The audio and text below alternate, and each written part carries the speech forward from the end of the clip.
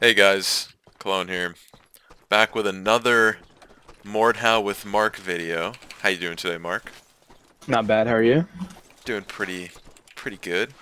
So today we're going to be talking about defense and all things defense, your defensive fundamentals.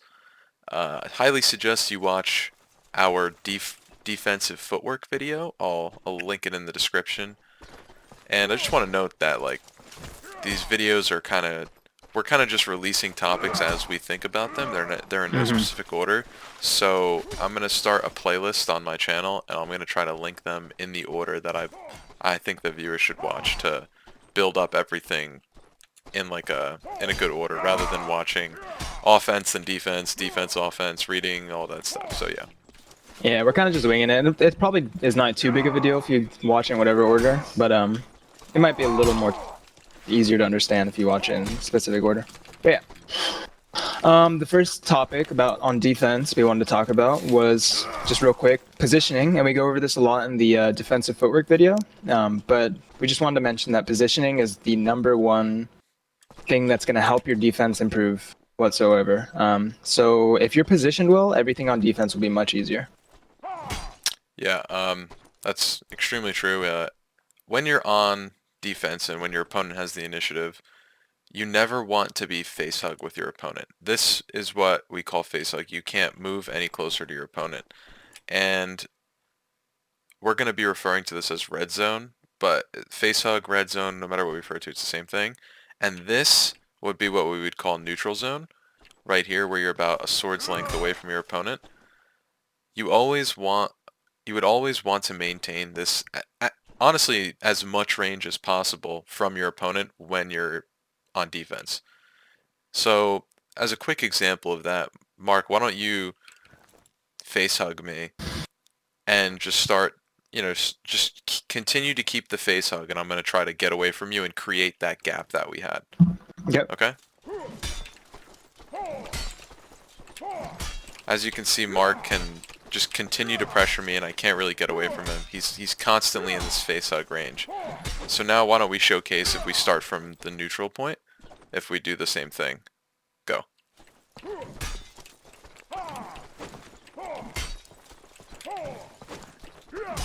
The distance between us continually stays the same, and also when you're from a neutral distance like we are now, and Mark were to come in and say Mark was to come in and just throw an attack at me, the value of his attack isn't going to be as threatening as if he were to be face hug. If Mark doesn't excel to me here, it's way more threatening than if I'm all the way out here and he does the same excel to me.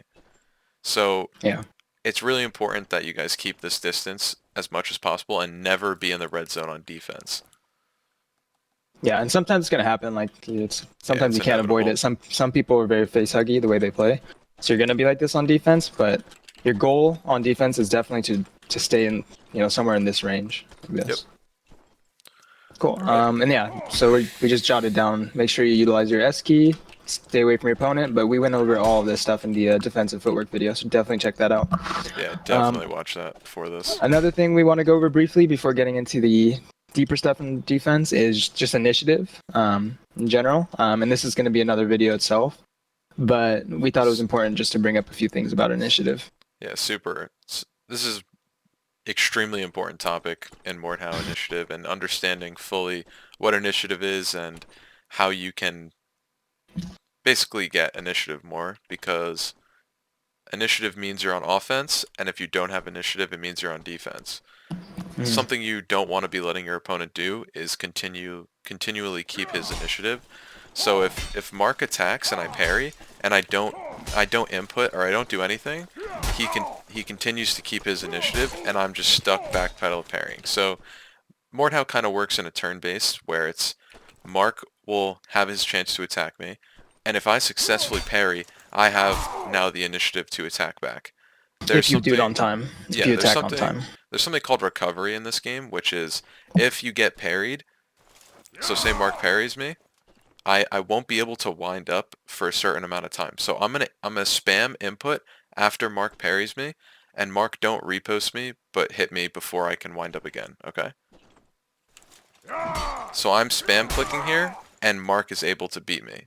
So once he got the parry, he successfully defended my attack.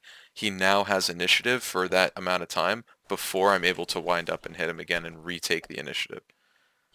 I think that accurately, right? Yeah, That was pretty. yeah. And just real quick, your goal on defense should always be to take back initiative.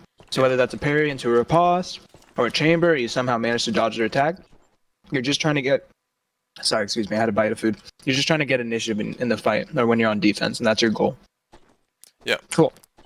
So the next topic is buffering, and Glenn, why don't you explain a little bit about buffering and why it's important? Okay, so along with initiative, buffering is probably going to be its own video because it's not only is it utilized in a 1 versus 1 scenario, but buffering is extremely important in, say, a 1 versus 2 scenario. But we're just going to go over the basics of buffering real quick in a 1v1. So what is a buffer? A buffer is basically me. If Mark were to wind up a stab at me and I were to chamber his stab, that would be a buffer. And it's because I'm contesting Mark's initiative with an input. So if Mark winds up a stab at me right now and I chamber, why don't you do that, Mark? That's a chamber is essentially a buffer. Now if Mark feints his stab, dude, I I now have initiative off of Mark's feint. So if it almost forces Mark to follow through with his attack or morph if I buffer Mark.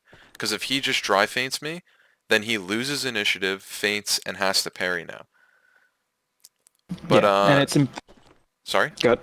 It's important to note that a buffer, a chamber is a buffer, but a buffer isn't always a chamber. He could do the same thing with an LMB. So what I'm gonna do is I'll feint my stab and just buffer an LMB I'll when buffer you you see me with stab. different attacks, right? Yeah. So Now, yeah, if you yeah, were to go ahead. follow through, if Mark were to follow through with his attack, I'd feint parry out. If I see that Mark feints, then I'd probably feint at him back, but sometimes I would let the swing go through. But that's going to get into active reading, which is we'll go into that more with buffering since it's a lot higher level mechanic, and you're going to have a lot of built up reading skills and manual feint to parry skills before you even think about doing like that kind of stuff. But for now, just understand that a chamber is essentially a buffer. You're contesting your opponent's initiative with a wind up. Mm-hmm. And it doesn't have Yeah. to be the same kind of attack as Mark's doing, like he just said. Right. Cool. So yeah, now that we got those like a few things we want to talk about before getting into the main part of the defense, we're going to go through some mechanics, specifically feint to parry, manual feint to parry, and chamber feint to parry, and talk about why each one's important and how to utilize them properly.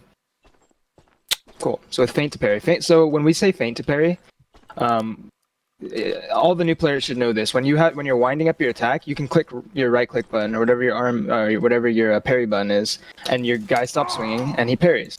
But when you do that, the game's actually doing something for you automatically. When you right click out of wind up, the game is actually feinting your attack and then parrying for you.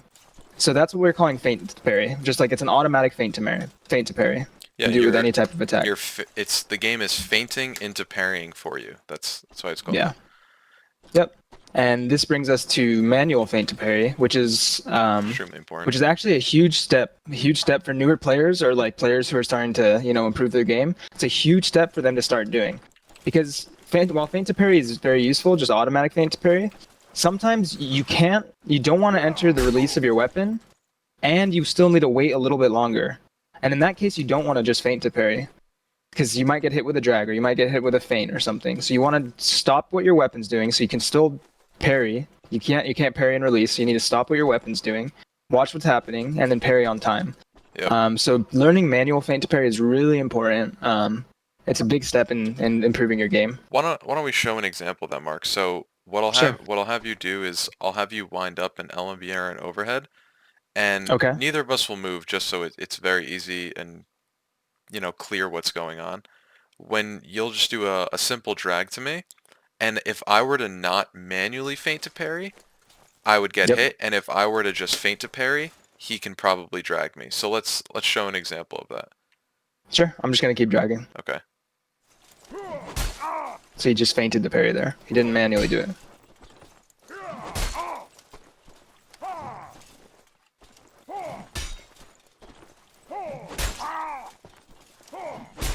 Right, like you can see that my wind, like sometimes I get the parry off, but it's not ideal at all because also me and Mark are standing still. It's a lot harder for Yep. Mark to hit me Yep. with a drag. But what it showcased a few times there is that if I feint to parry out, his drag will still get around me. And this is, Right. again, this is like a huge step for also in 1vx scenarios where it's not, you're Right. not just fighting one player. But let's showcase now manual feint to parry. Now, Same thing. yeah, let's showcase manual feint to parry. Okay. I didn't even manually feint to parry there. Mark. What the dude, I mean, Alright, reset. Okay. I'm not even dragging that hard. Yep, go.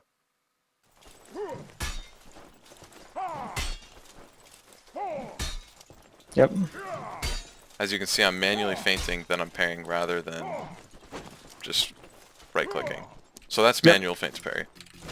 Let's do a little bit of a just duel, like a mock duel. Yeah. And so I'm sure they'll see a lot of manual feint to parry happening. Okay, so just like Real a quick. We'll just duel. do. Yeah. Yeah.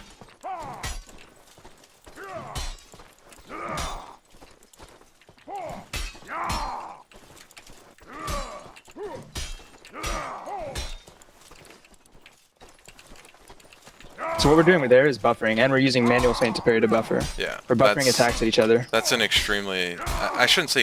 Okay, let's stop the duel. That's an Yeah. extremely high level, you know, like... I shouldn't even say it's an extremely high level thing. Like, you can do that at any level of the game. But to the extent to where you're basically fighting for initiative with that, and that's utilizing buffering and manual feint parrying to basically the highest level you can, is what that basically was. Is me and Mark are just kind of sitting there feinting at each other. Yep. It looks really Cool. stupid, but it's a really big mind game. So just remember, manual feint to parry is very important because you don't always want to automatic feint to parry because you might need more time. So sometimes you have to manually feint and then parry. So really focus on learning that, guys. It's really important. Yep, great point. Cool. And then we have chamber feint to parry next. Chamber feint to parry. Okay, so chamber feint to parry is the same thing as feint to parry. It's the only reason it's called something different is the intent of how you're using it. So to feint parry, you would basically just, if Mark was to throw an attack at me right now, and I was in windup, I would feint parry out of my windup to parry. So I'm feinting out and I'm parrying. That's regular feint to parry. Chamber feint to parry is the intent of using your feint to parry for you're essentially chambering with the first part. So if Mark does like a LMB to me, Sure. and he excels it, right? So why don't you do that? If you do an LMB to me and you excel it, then Okay. I will chamber Mark. If he feints Okay. that LMB, then I'll still be chambering Mark. And if he drags the LMB, then I feint to parry out. So it's basically perfect defense. And we'll let's start with the excel and then we'll go to the drag after. Okay. Ready? Yeah. So clone's chambering my attack. Yep. So on the next attack, I'm gonna drag and see what happens to clones. How clone reacts. So he started with the chamber to stop the excel, and then once the drag was coming in, he realized that he didn't catch the chamber, so he parries. He feint to parries. Exactly. And you could do it manually, but actually with chamber feint to parry, you rarely have to do it manually. It's probably good practice to do it manually, but I personally rarely do it manually with chamber feint to parry. Yeah, chamber feint to parry is kind of one of those things where if you're winning in stamina versus your opponent and you want to finish him out really, and you want to have the perfect defense, you don't want to give your opponent any chance of being able to hit you, you utilize chamber feint to parry because chamber feint to parry completely nullifies an excel, it nullifies a feint, and it nullifies a drag all in one motion. Yep. And actually, newer players that learn chamber feint to parry, they'll actually notice a big spike in their skill level. Like they'll start being able to beat players that are considerably better than them, which is a good thing and a bad thing at the same time. Because the good part is, yeah, you've gotten better at the game, you learned a new mechanic. The bad thing is, it's not a good habit to chamber feint to parry a lot. It wastes a lot of stam because you're potentially either chambering or you're feinting to parry, which is you're wasting a considerable amount of stam. And some players that learn that mechanic and notice that it makes them a lot better start crutching on it. And when they start, getting better and better or playing with better and better people, they realize their stam game is awful, and they get really messed up because they just run out of stam really fast. Yeah. So while chamber feint to parry is good to know, don't use it in every case. I would say it's good in face hug when it's hard to read what's happening, and it's good when you're like up on stam and you know you're up on stam in a fight. Otherwise, if it's a riposte or something else, you want to try and read it. Yep. All right, that was great. Cool. Next, we're gonna talk about reading. Reading in general and some tips on how to read like morphs and feints and stuff like that. I think we have some drills too that we're gonna talk about. But once again, we're gonna bring up positioning for reading, because always keep in mind, if you're positioned well, reading will be so much easier. If I'm like this and Clone's doing things to me, it's hard to see what's going on. He's kind of just taking up my whole screen. His sword is extending out like to twice the size of where I'm looking. It's hard to see what's happening. Here, I have more time, and it's easier to see. I have a full picture of what Cologne's doing, and it's going to be a much easier time for me to be defensive. So just remember, you want to be positioned well to read well. There's no player in the game that reads well from this range, so just remember that. They're lying if they say that. Yeah. No, I mean, it's yes. We shouldn't make it sound like it's impossible, because you can 1000% but... you can 1000% read something from this range. It's just night and day between that range and where I am right now. That's the only point we're trying to make. Feints and morphs, sorry, the bite of food. Okay, so the feint mind game and morph mind game are one of the most difficult to deal with when you get to higher level players and higher skill caps of players, is because they are able to push this offensive mechanic of morphing and feinting to the absolute limits.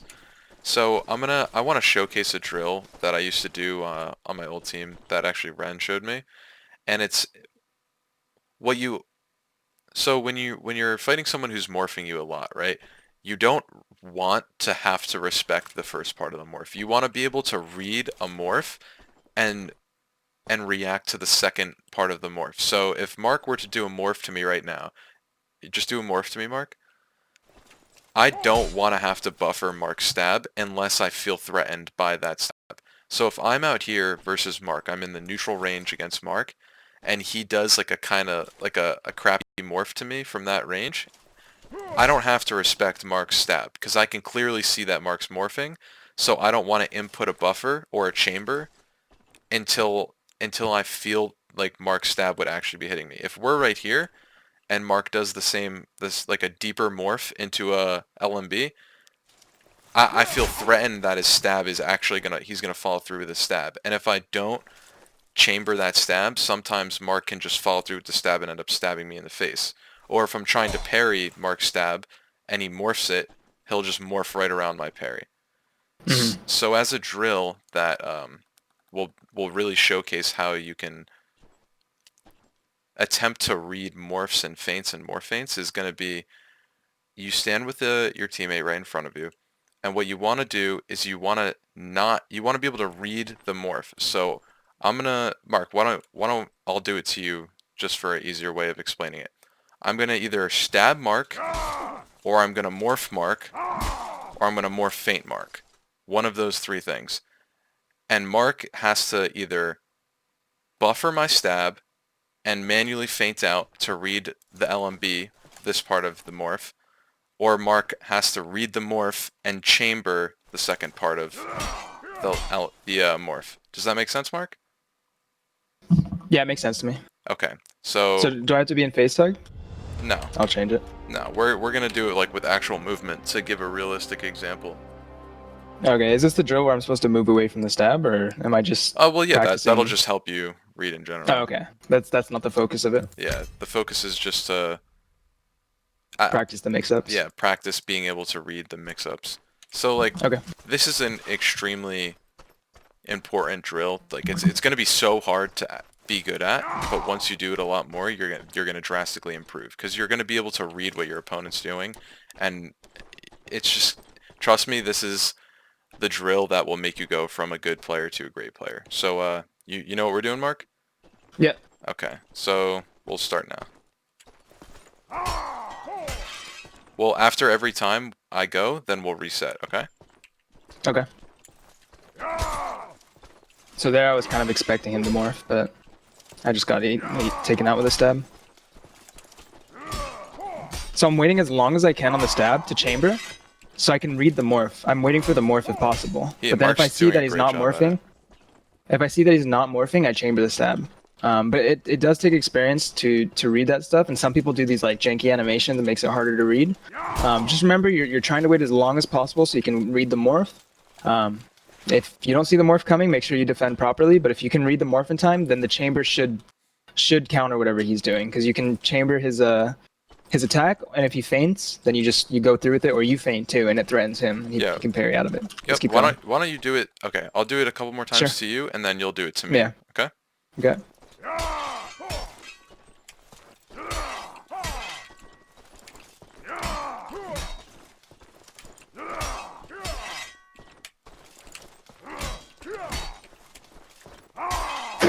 Like, Mark's doing a extremely good job at it because he's chambering the stab when I follow through with my stab, and he's chambering the morph when I morph out of my stab. Okay, so why don't you do a couple to me now? Sure. Do you want me to just do LMBs? I don't really, doesn't matter. I'll do LMBs. It makes it simpler. Okay. I should be chambering the second part. That's my bad. Go. It's all good.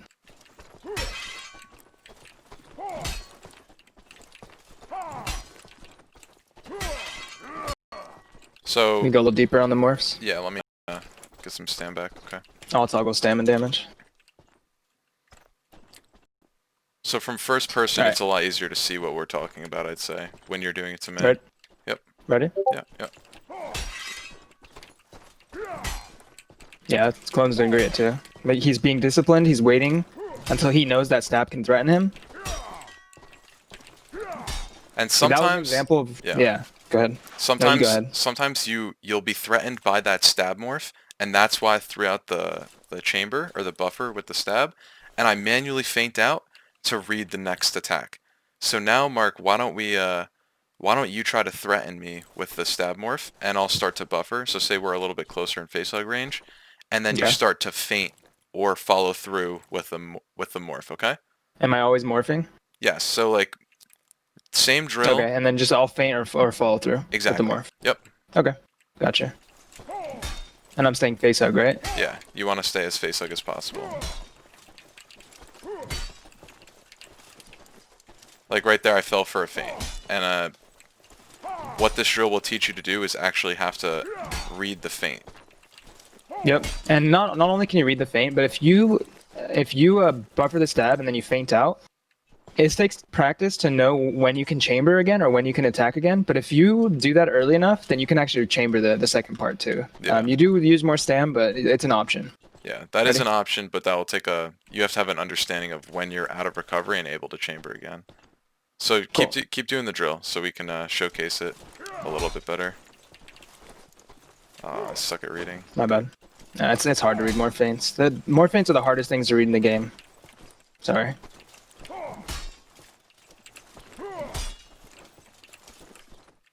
Nice read.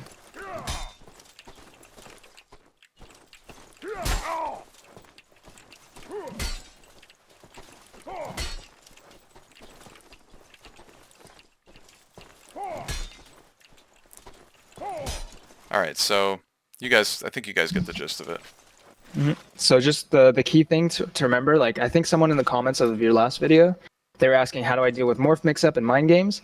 The key thing is learning the timings of the weapon and being disciplined and not instantly chambering the second you see an animation, but waiting for a morph, waiting for like as long as you can wait until like they're about to enter release of their weapon, the better. So just being disciplined on that, and then you can chamber the morph, or you can chamber the first attack or parry the first attack. Yeah. Yeah. So that's the key for morphs. That comment directly speaking to I don't want to try to say your name because I'm going to butcher it, but yeah, this is the exact drill you need to do to improve your morph feint, your morph reading, all of that. This drill specifically will bring you to that next level as a player. And not only that, it'll open up like this drill just improves your core fundamentals of the game. And if you're able to start manually feinting out of your attacks and reading, your entire gameplay is going to improve, not just your morph game. You're going to be able to now be in a 1vx and feint out and see what the next player's doing. Like it goes super in depth, and we'll later into the series we're gonna have a more of a team fight based tutorials, but for now we're just keeping it in the mechanics for a 1v1. Yep. Yeah, I think we went over it pretty well. Yep. Cool. So the last thing we have for reading is swing manipulation, and we kind of went over this mostly in the other defensive footwork video. So definitely go watch that. Maybe leave a link in the description for them, Clone. Yeah. But generally, what the bottom line for that video, the TLDR, is when you're in this kind of neutral zone or like neutral range and you have an accel or drag coming at you, you want to move away. You want to buy as much time as you can to read what's happening. You want to move away. Occasionally, there is times where you can run in to try and get the extended parry. And Cologne touched on being face hug. That's when a good time to go in for extended parry is if you're forced into this face hug defense zone. But yeah, definitely go watch that video, guys. We go into it in a lot of depth there. Yeah, we could spend 20 minutes talking right now about swing manip defense. So, in general, defensive footwork video and the swing manip video, go check out, guys. Yeah. Last high-level topic we have is happy feet. Forcing a double parry, dodging a recovery, and dodging and windup. Alright, so what is double parry? Double parry is, if Mark were to feint me right now, why don't we just give an example of double parry and then I'll explain it. So Sure. Go ahead and feint me and I'll get a double parry. Try a little harder to hit me also. Right, so what double parry is if Mark feints me and I fall for the feint, Mark now has to hit me in the recovery between my parry and my next parry. And double parry means if I fall for Mark's feint, and then I manage to footwork myself into being able to parry his punish. So, as an example, why don't we slow it down? I don't have admin on this. It's like, Just drop it to like 0.5. Okay, so why don't we'll showcase a double parry now and I'll talk through it. So Mark will feint me, I'll parry, and I'll use my footwork to get away from his next attack to parry again before he can hit me. yeah, just trying to buy as much time as possible until the next attack hits you. Yep. So you'll see a lot of players when they parry early, they'll start sprinting, or maybe they'll sprint away, maybe they'll sprint this way. Mm-hmm. Some players will just try to dodge the attack by jumping or crouching, which is all viable. It's all usable. Yep. But I think higher tier players generally will go for the double parry in most situations. Yeah, the double parrying, you can get double parries all the time in this game, especially if you're able to a higher level, what we call happy feet. You can take it off slow-mo real quick. Sure. At least You're I call. now, by the way. Okay, I call happy feet from Shiv because that's what we used to refer to it as. But if Mark were to wind up a stab, and I fall for the feint, and then he winds up another stab, and there's no chance that I'm gonna get the double parry, sometimes I'll bait that I'm gonna run this way, so Mark will end up dragging his stab towards me this way, and then I'll pull back and get the parry just to buy myself that time. I'm literally forcing Mark to move his weapon around, which gives me more time to get my double parry. So why don't we give an example of that real quick? Yeah, I actually do that specific footwork a lot. This stab, dodge, and the double parry. It's great, right? All right, so I'll do it to you, and then you do it to me. Yeah. Oh, sorry. Good.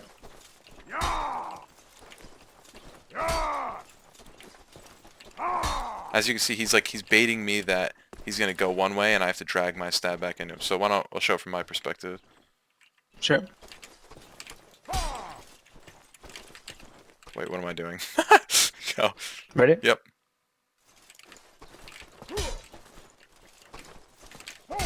And with the most recent patch, they actually slowed the stab release down, so it's actually kind of bad to punish with stabs now. Like, stabs are pretty easy to double parry, in my opinion. Yeah, definitely. I didn't get it there, though. But you guys get the point. Double parrying is you're getting your second parry off before your enemy can punish. Yep. Another kind of popular way to force a double parry is do a swing feint into a swing punish. Jumping away and parrying at the last second. So what you want to do is, if you know where the attack's coming from, you sprint directly towards that side, jump in that direction, and then turn around and parry. Yep. It's kind of a monkey thing to do, and it's not really a fundamental, but it's just one thing I like to do sometimes. Yeah, I mean, it just Because when you buys jump, anything you to buy you actually time. project. Yeah, when you jump, you propel yourself in that direction, so you're actually getting a little bit of extra time. Yeah, I really want to clarify this. Don't don't be taking what me and Mark are saying as like, okay, I fell for a feint, I have to do I need to this. run and I need to jump and I parry. That's not what we're trying to say. What we're kind of doing is laying out what a double parry is and how to achieve a double parry. It's you're forcing your opponent to make his attack pull towards you, or you're making your opponent's punish slower by using your footwork. So by any means, if you have to run in a circle, jump 360 and do a backflip to get the double parry, that's what you should do. You don't necessarily have to be running away, jumping and parrying. You don't necessarily have to fake right, pull back and parry.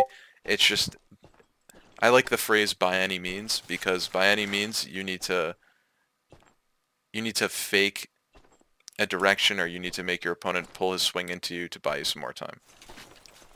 Yeah. Cool. Next we have dodging and recovery.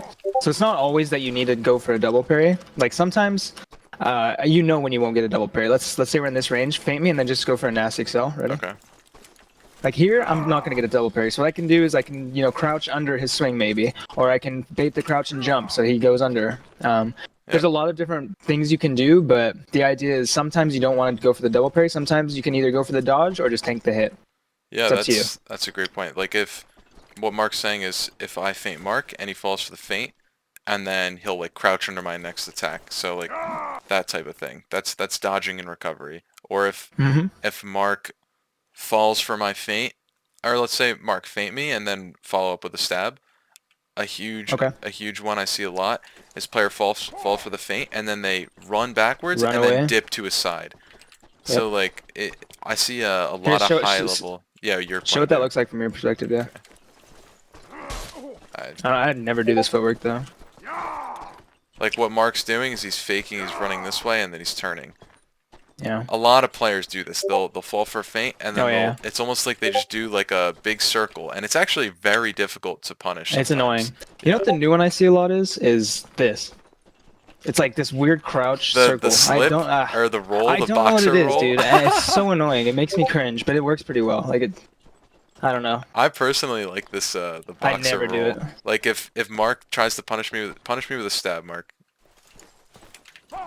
That type. I actually tried to hit you. You actually So- roll under the stab. It's like, think of like a boxer throwing a punch at you, or the weapon, the stab or beat a punch, and you roll under the stab. It's cool. But I think the reason it works is because generally people stab up at like the upper body / head area, yeah. and then so you're ducking last second, so you're already making them stab drag towards you, and then they start stab dragging to whatever side you started on, and then you're moving to the other side already, so they have to like do this fucking loop. They have to follow you, Yeah. and you just you leave it. So that's dodging and recovery. Yeah, cool. And then the last one that's important to know, but you don't have to be you don't have to try and do these a lot because they're actually a little bit gimmicky, and it's not great practice to always. Did you add a bot? Spectate. Oh, okay. Yeah, so you don't always want to do this, and a lot of players kind of crouch on this kind of thing, but you can also dodge and wind up. So if I see Cologne L and B at me, just go for a drag. Go for an L and B drag. I can run away and dodge his attack while like swinging at him too. I don't have to swing at him. Do it again. I could just run away from his attack. I think he's dragging. That's dodging in wind up. Like you're kind of forcing them to miss while they're winding up their weapon. So another one is like excel me hard.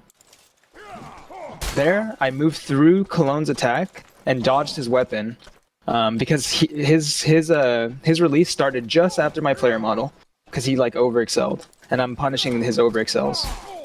So that's another example of dodging in wind up. What's another one that's popular? If like I maybe were jumping if I were to go to stab drag Mark right now, right, Mark? So if I go if I go to do a large stab drag to Mark, he can just hard cut in a direction and wind up a stab to punish me, because it's extremely difficult. Let's say I know. Sorry. No, I'll let you finish. My bad. Like No, you're good. when you're stab dragging an opponent, you're trying to get around their chambers. So why don't you let me try to stab drag you a couple times, okay? Sure. Like I'm trying to get around Mark's chamber and be able to hit him. So if Mark now adds a direct footwork to a specific side while I'm doing Yeah. that, I now completely have to change my drag, and he'll be able to dodge it sometimes. So why don't we showcase Like that? I notice Cologne keeps stabbing over my left shoulders on your guys' right side, but he keeps stabbing over my left shoulder, and he's hitting me with that stupid stab drag. What I can do at this point, move to that direction and stab him. I'm Yep. dodging in the windup. He has to take a lot of time to get to me, and my stab's hitting him already. Let's. Or he That just was a good misses. example. Let's keep doing some examples of that. And I technically don't have to. I don't have to even stab. It's probably safer, so you can catch a chamber too. Yeah. But I'll do that. Like if I have an Eggsy sword and my opponent's low armor with a spear, You can and I just want to slip kill out of them. that. Yep. I want to kill them. I'll just gamble that sometimes. I'll run away from that stab and just swing at them, and I get so many kills like that. Teaching people to gamble. Such I a mean, sin. it's not a good thing to do, but sometimes Look it at how works. good this custom looks. Wow. Haters gonna hate. Anyways, All right. I think that's all we have for the defensive video, actually. okay. Well, next video is 100% gonna be the initiative video. Super important. So make sure to check that out, and I'll leave the links for some other important videos that we kind of referred to or touched on in this video. Yeah. Hope you guys enjoyed. Yeah. Also, I really liked the questions on the last video, and like we said, we're winging these videos. We're not like going to this super organized and planned. So if you guys feel like we missed something or anything, just mention it in the video, and we'll try and bring it up in the next video or whatever video we think is proper. Yeah, 100%. That was actually really awesome to see, some people having questions or all the positive feedback we're getting. It's really encouraging to continue making videos. So Yeah. drop your questions down below. Tell us what you think we could improve on or touch up on a little clearer. And yeah, that should be it. Cool. See you guys.